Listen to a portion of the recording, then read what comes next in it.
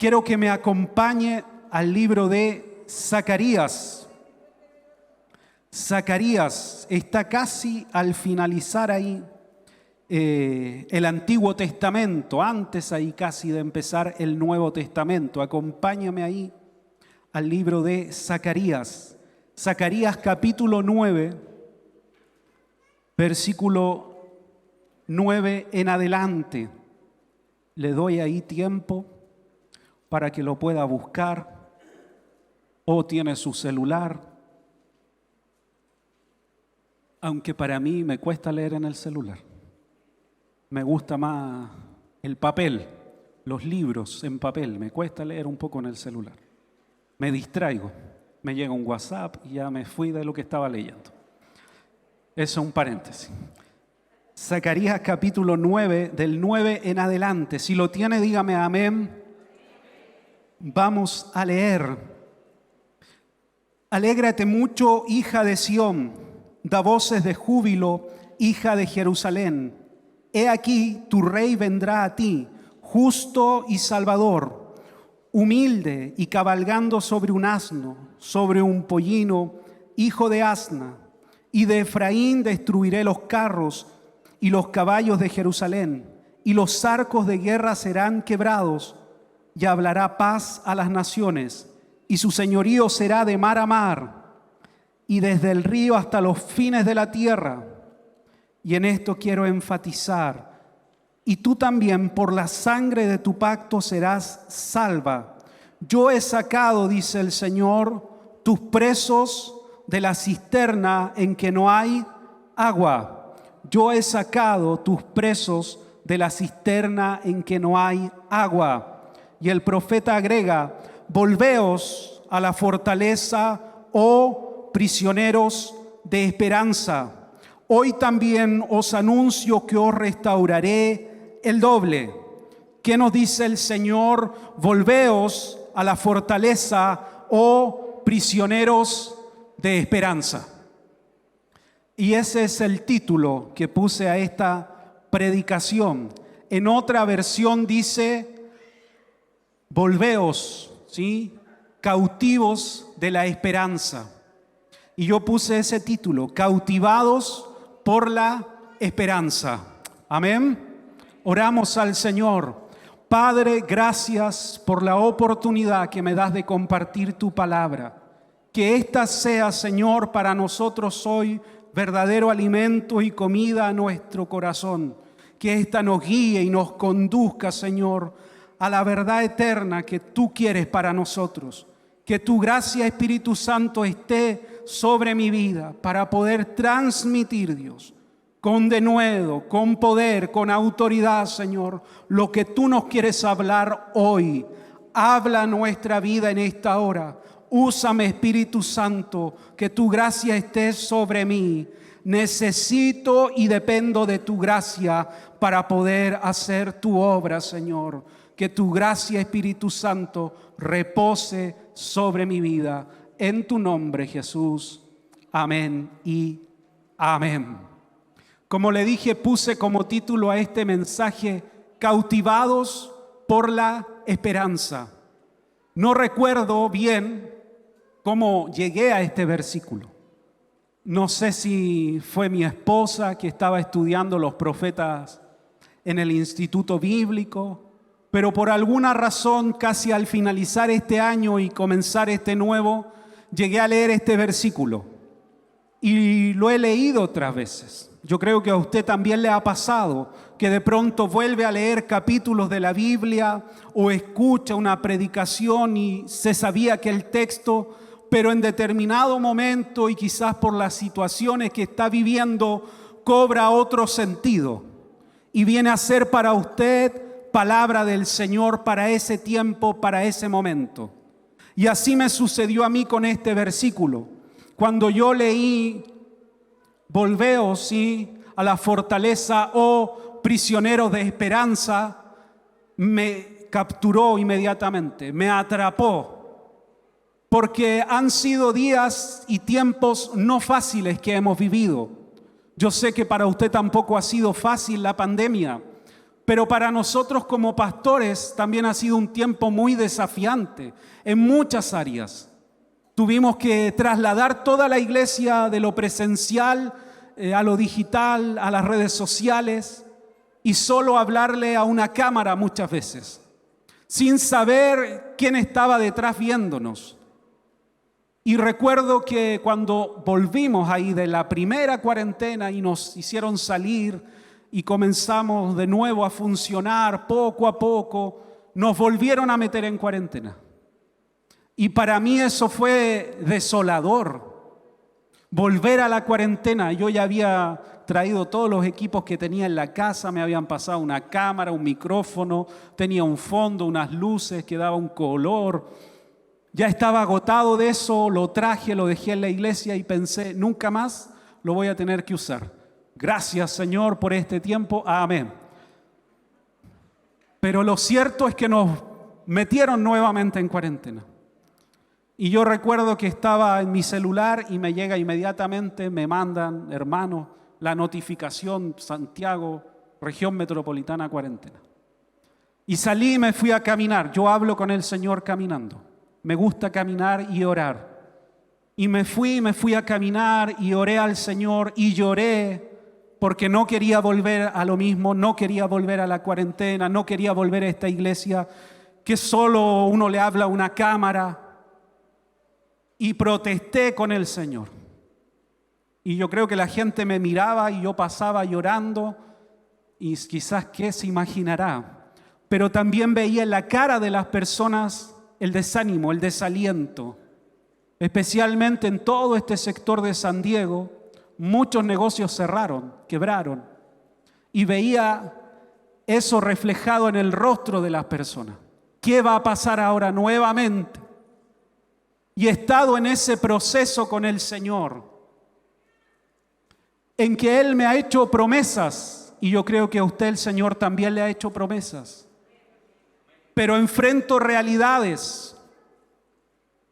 Y estaba en eso cuando volví a leer este texto y me cautivó, penetró mi corazón, porque yo me siento un prisionero de esperanza, un prisionero de las promesas de Dios, un prisionero de la palabra del Señor, porque he creído al Señor y a sus promesas y a su palabra.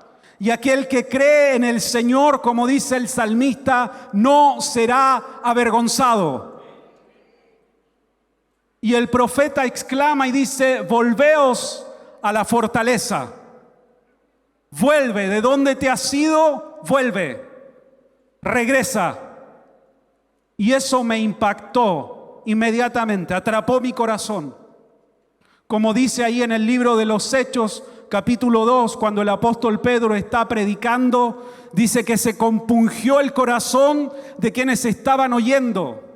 En el original esa palabra es catanuso, que significa que el mensaje del apóstol penetró el corazón. Hizo un agujero en el corazón. Y la gente le preguntó al apóstol, ¿qué debemos hacer para ser salvos? Para recibir el don de Dios que tú estás predicando. Eso produce la palabra en nosotros. Cuando usted se acerca a la palabra sinceramente y le dice al Señor, Señor, tengo que enfrentar esta situación y no sé cómo avanzar. Y abre la Escritura, esta puede penetrar nuestro corazón y traer respuesta a esa necesidad. Pero debe de ser un ejercicio sincero delante del Señor. Esta es mi realidad, Señor.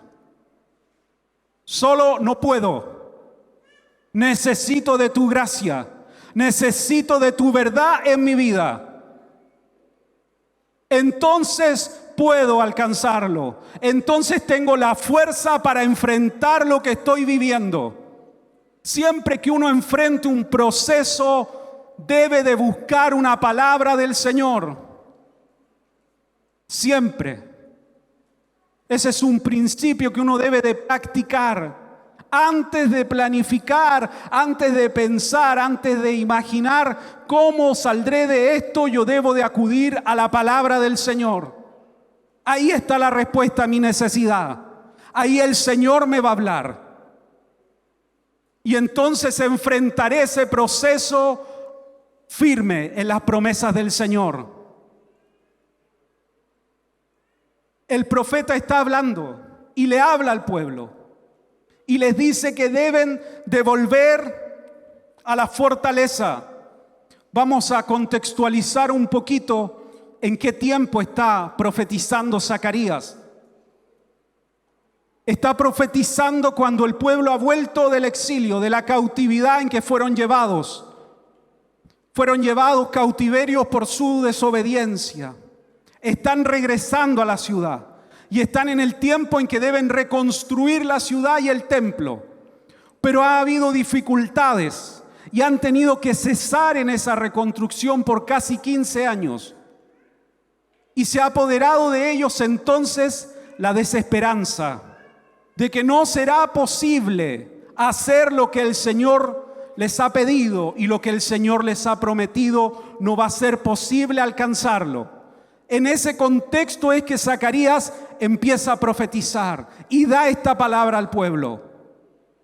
Y les dice que ya no están prisioneros, que hubieron estado cautivos, sí, pero ya no están en cautiverio. Les dice: el Señor los ha sacado de la cisterna, donde estaban esclavos. Ya no son esclavos, han vuelto. El Señor los ha hecho libres. Por lo tanto, deben de cambiar su pensamiento, su manera de ver, de enfocar la realidad que están viviendo. Y deben de volver. ¿Volver a qué? No al templo, estaba destruido, no a la ciudad. Deben de volver a creer en la promesa del Señor. ¿Cuál era la promesa del Señor para el pueblo? Que Él los iba a restaurar, a restituir y que iban a tener doble bendición. Por eso el profeta les dice: ya no están presos en esta cisterna. Deben de volver a la promesa que Dios les ha hecho y creer en ella. Esa es la profecía que da y el aliento que da Zacarías al pueblo. Y lo mismo nos sucede a nosotros. Nosotros no elegimos las circunstancias muchas veces que nos toca enfrentar. Yo lo dije en la mañana, nuestro pastor siempre nos enseña, la vida es violenta, cambia. Uno puede planificar algo para este año y de pronto llega un llamado telefónico y toda la realidad que teníamos cambió. Hay una situación, algo sucedió y todo lo que yo pensaba cambió radicalmente. Por eso el profeta les habla y les dice: vuelvan a creer en la promesa que el Señor nos restaurará, que reedificaremos y que seremos bendecidos al doble de lo que antes teníamos. Eso es lo que el Señor le prometió al pueblo. Pero ellos seguían prisioneros en la cisterna. Y muchas veces nosotros nos encerramos y nos aprisionamos en nuestra realidad. Y estamos presos dentro de una cisterna. Una cisterna puede ser una bendición porque junta agua en el desierto. Pero cuando ésta se seca, debemos movernos a lo siguiente y a lo nuevo que Dios tiene para nosotros. Yo conozco muchos hermanos que siempre me dicen: pastor, yo antes oraba, ayunaba, era lleno del Señor. Me cuesta volver a esos tiempos. Y vive su vida en esa pasividad espiritual. Es tiempo de que la cisterna vuelva a tener agua. Pero eso es deber y responsabilidad de cada creyente. Cuando ésta se seca, se vuelve una prisión para nuestras vidas.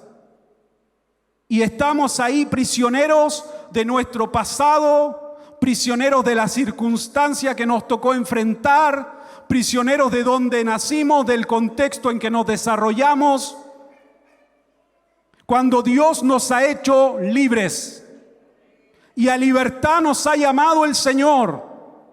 Todo nuevo lo puede hacer Dios en nosotros.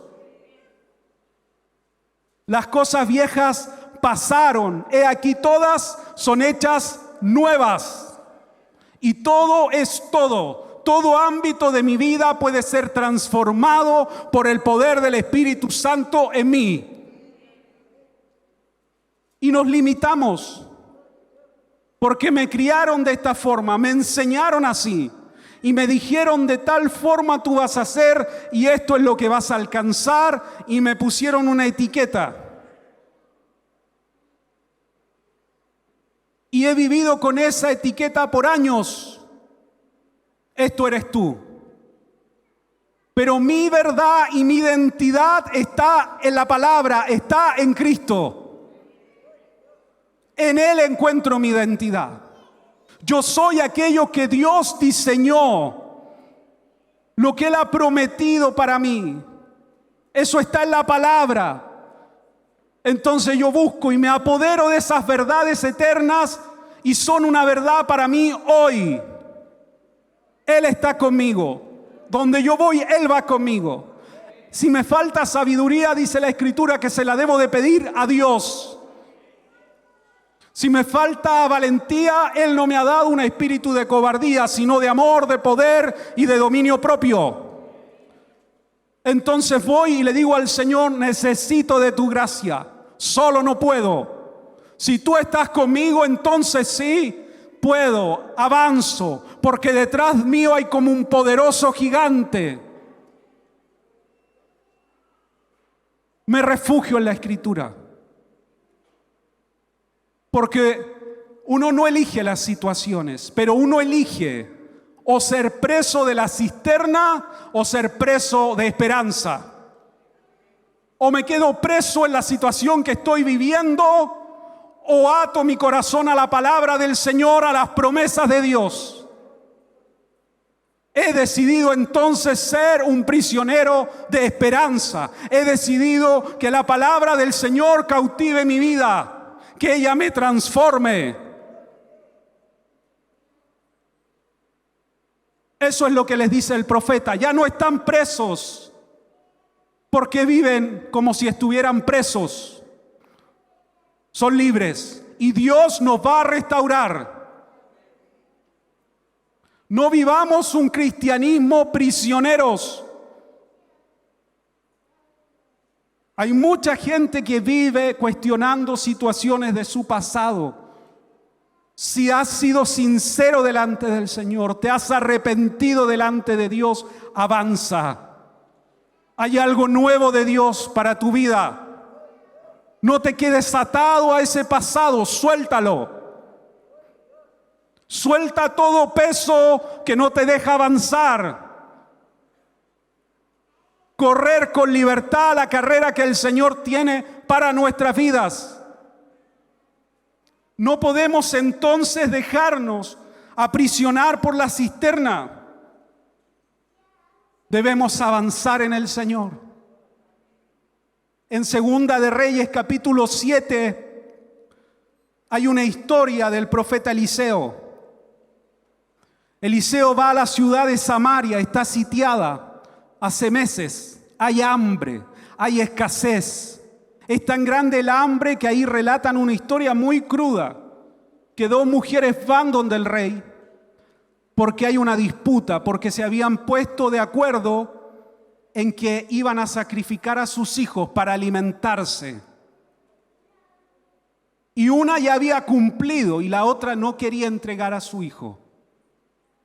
Así era el sitio de aquella ciudad por los sirios.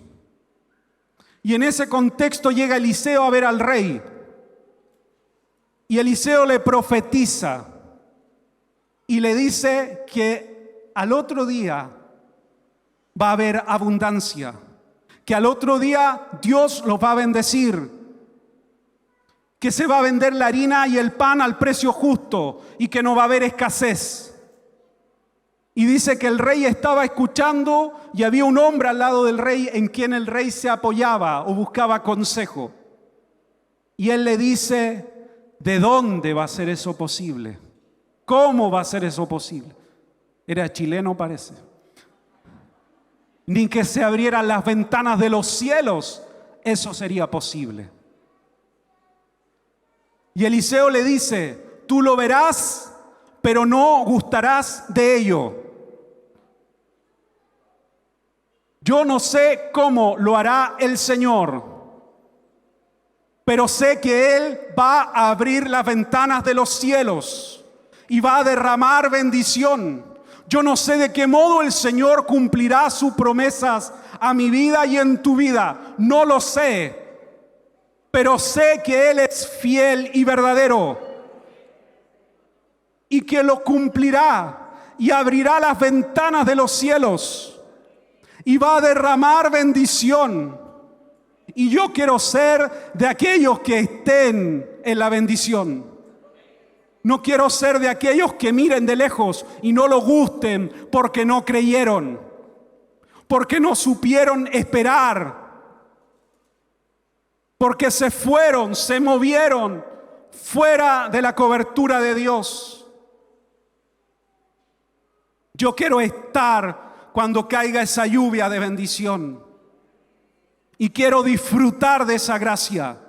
¿Cómo lo hará el Señor? No lo sé. Pero Él nos visitará como iglesia. Él te visitará como familia.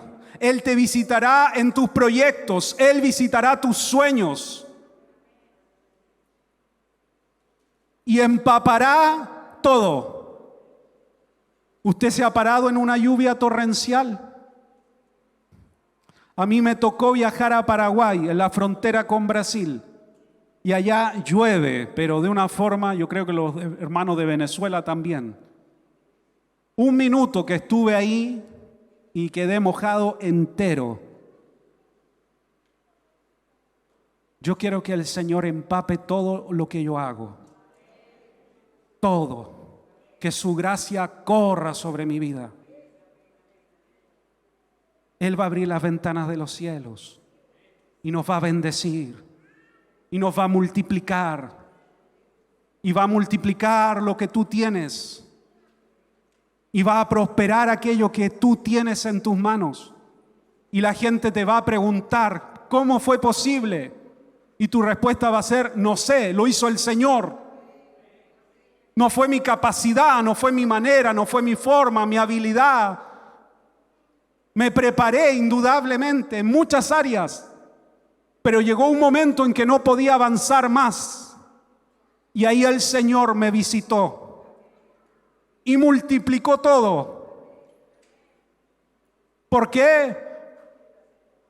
Porque es para la gloria de Dios. Siempre reconozcamos al Señor en todos nuestros caminos. Hay una diferencia entre la fe y la esperanza. Se asemejan, trabajan juntas, pero son distintas. El apóstol Pablo en su carta a los Corintios, capítulo 13, verso 13, dice, ahora permanece la fe, la esperanza y el amor. La fe es la certeza de algo que ya tengo, de una convicción que tengo. La esperanza es una convicción de algo futuro, de algo que está por venir. Soy salvo por fe o por medio de la fe, por gracia, pero tengo la esperanza futura de que Cristo vendrá por mí y que viviré eternamente con el Señor. Esa es mi esperanza. La esperanza en el creyente es algo que debe de estar siempre. Porque la fe me sustenta aquí, hoy, pero la esperanza me sostiene para mantenerme hacia lo que viene. Cuando no hay esperanza, comienza a morir la fe. ¿Por qué? Porque empiezo a pensar que ya no vale la pena continuar. porque no veo un futuro, no veo una salida a lo que estoy enfrentando. Entonces, poco a poco la fe comienza a morir. Trabajan juntas, se necesita fe en Dios para tener esperanza en el Señor. Pero si pierdo la esperanza, mi fe va a comenzar a morir, porque no encuentro sentido a lo que hago. ¿Para qué servir si no veo al Señor? No veo respuesta.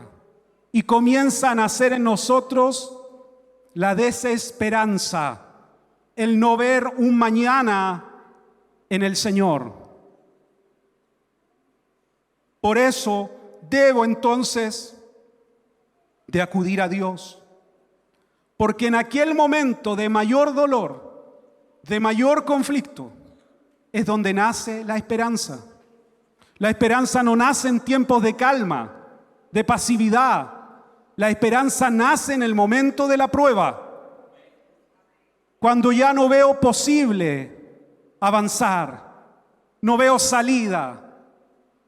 Entonces viene el Espíritu Santo sobre mi vida y comienza a hablar a mi corazón y a mostrarme que hay un futuro, que el Señor tiene un propósito conmigo, con mi familia, con mis sueños.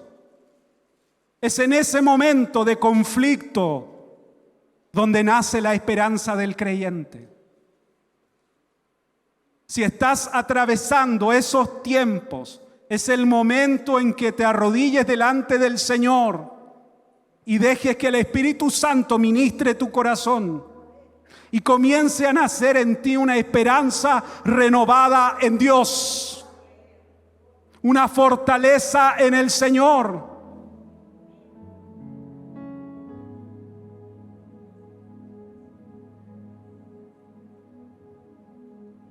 ¿Qué nos puede llevar al desaliento? La dureza de la prueba, lo duro de lo que podemos estar viviendo, nos lleva a pensar que el Señor ya no nos ama, que el Señor nos ha abandonado, que ya no es posible.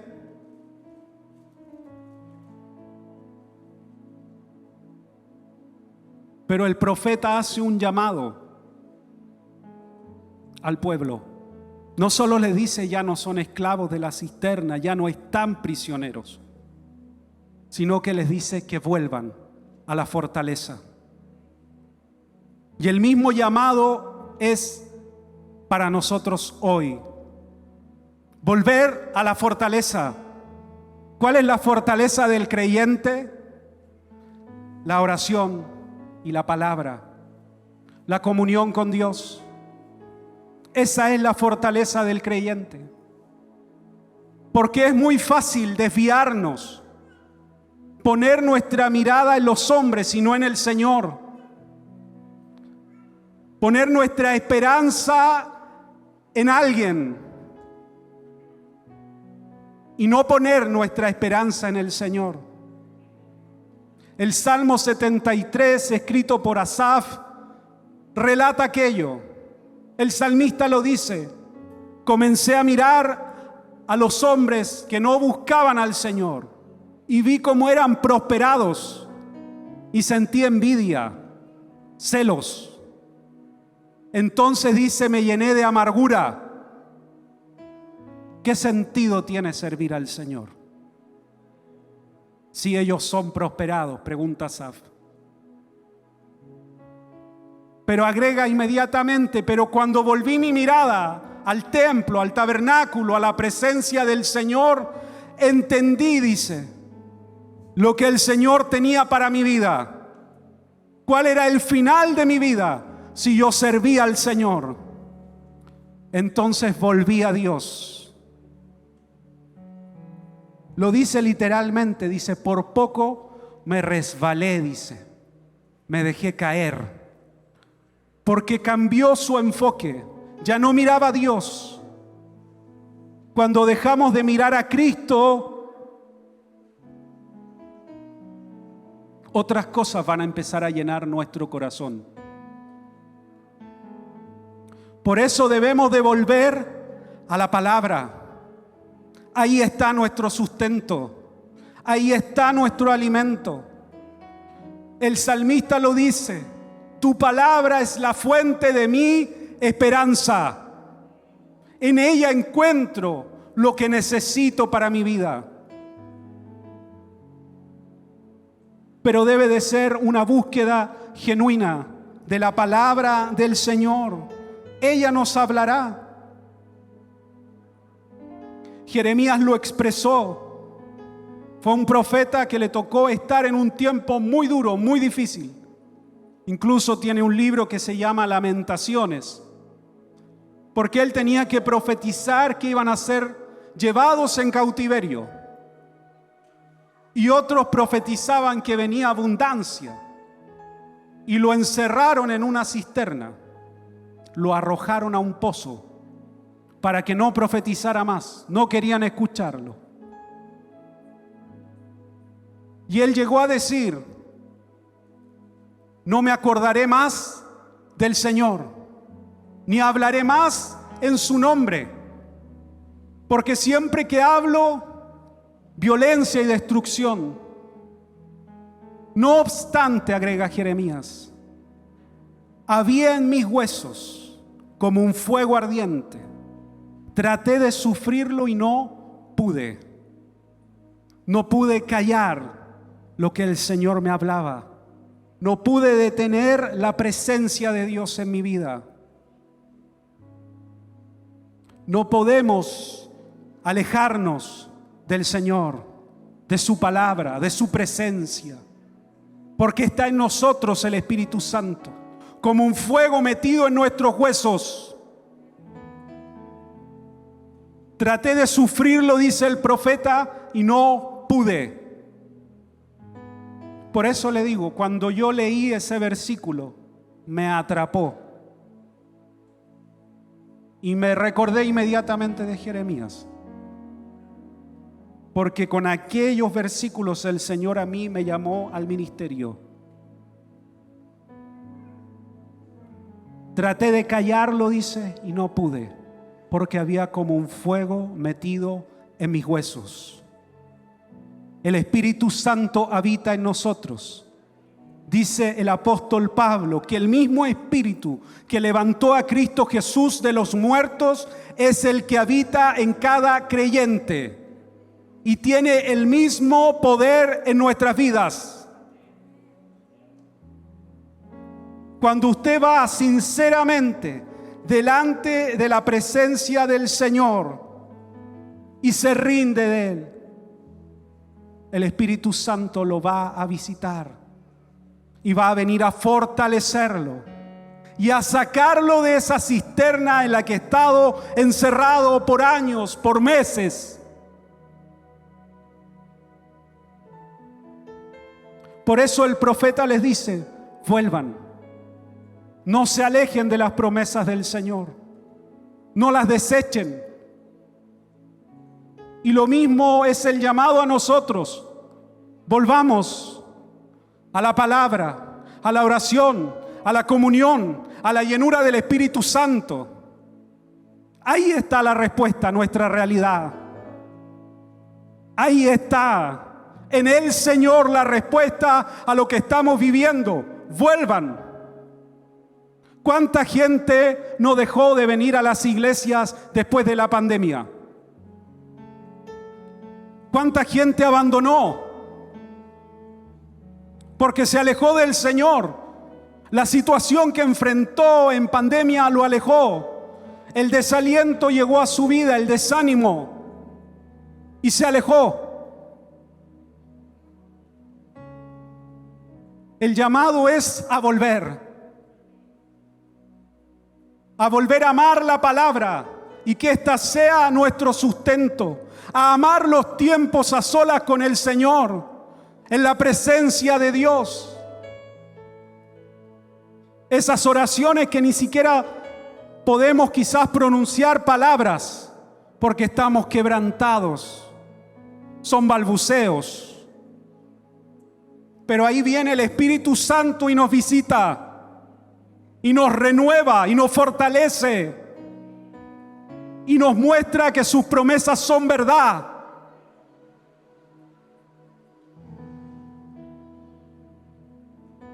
En Hechos 4, los apóstoles son perseguidos y son amenazados para que no continúen predicando. Son tomados prisioneros y vuelven, dice, y van de inmediato a donde estaban reunidos los demás, donde normalmente se reunía la iglesia, y les cuentan lo que ha sucedido. Y dice que comenzaron a orar para ser fortalecidos por el Señor, y que el lugar en el que estaba, dice, tembló y todos fueron llenos del Espíritu Santo. ¿Por qué había esa necesidad de orar? Porque el temor estaba golpeando la puerta.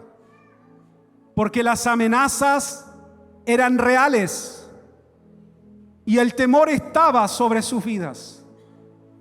Pero más fuerte que el temor fue la presencia del Espíritu Santo en ellos.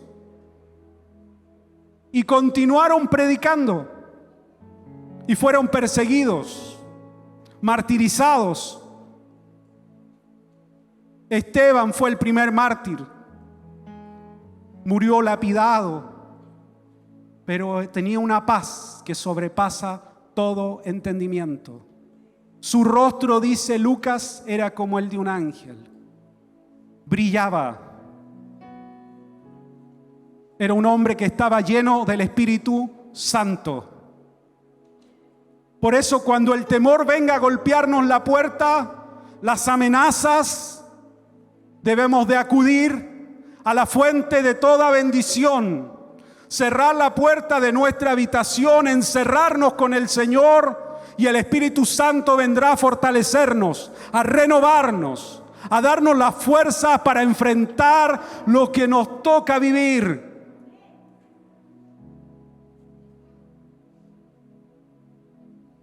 No es afuera, es con mi puerta cerrada con el Señor. A veces uno lee en Facebook miles de comentarios.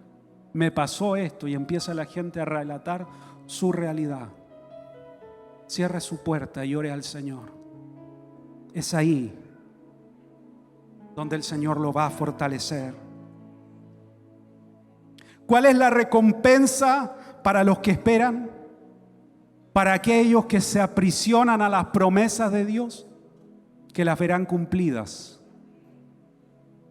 Lo dice el apóstol Pablo: no nos cansemos pues de hacer el bien, porque a su debido tiempo segaremos si no desmayamos.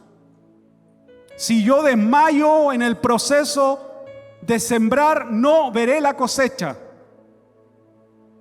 La recompensa para los que esperan en el Señor será ver las promesas de Dios cumplidas. Sobre mi vida, sobre mi familia, sobre mis hijos, sobre mi generación, yo veré las promesas de Dios cumplidas. Y añoro y sueño con ese día. Y usted lo verá y vendrá a decirme a mí: pastor, el Señor me respondió. ¿Se acuerda? Estaba orando por esto y Dios lo hizo. Él dio respuesta a mi necesidad. Pero para eso debo de permanecer en las promesas de Dios, esperando su cumplimiento. Debo volver a la fortaleza, que es la comunión, la lectura de la palabra, el orar, el buscar al Señor. Porque en mis propias fuerzas no puedo. Debo de reconocer delante del Señor que en mi humanidad no puedo, que lo necesito, que necesito y dependo de su gracia.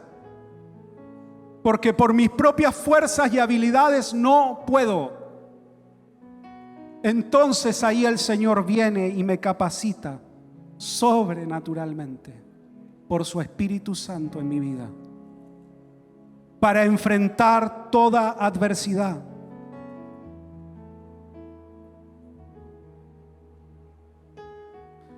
Otro hombre que estuvo en una cisterna fue José, cayó en una cisterna no porque quería, sus hermanos lo arrojaron ahí. Porque él tenía un sueño que iba a ser mayor que sus hermanos, que se iba a enseñorear de ellos. Y eso despertó la envidia en el corazón de ellos y lo arrojaron a una cisterna, decidiendo si lo mataban o lo dejaban ahí morir. Decidieron venderlo como esclavo a Egipto. Y usted sabe el resto de la historia. Llegó a ser el segundo hombre después de Faraón. La cisterna donde yo puedo estar no es mi destino final. Donde hoy estoy parado no es donde Dios quiere que yo esté al final de mis días. Él tiene algo mayor para mí. Donde usted está y lo que lo está rodeando no es la verdad de Dios para su vida.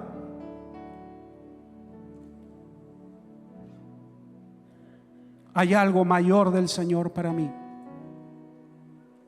Yo veré las promesas del Señor cumplidas. Y las oro, y las anhelo, y las reclamo.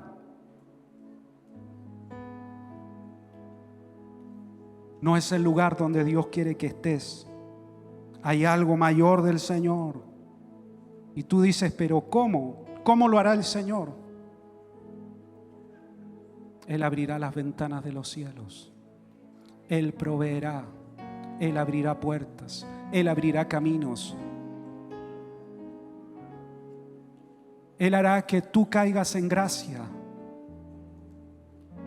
Es el Señor en mí. Es Dios sobre mi vida. Póngase de pie. Me queda más, pero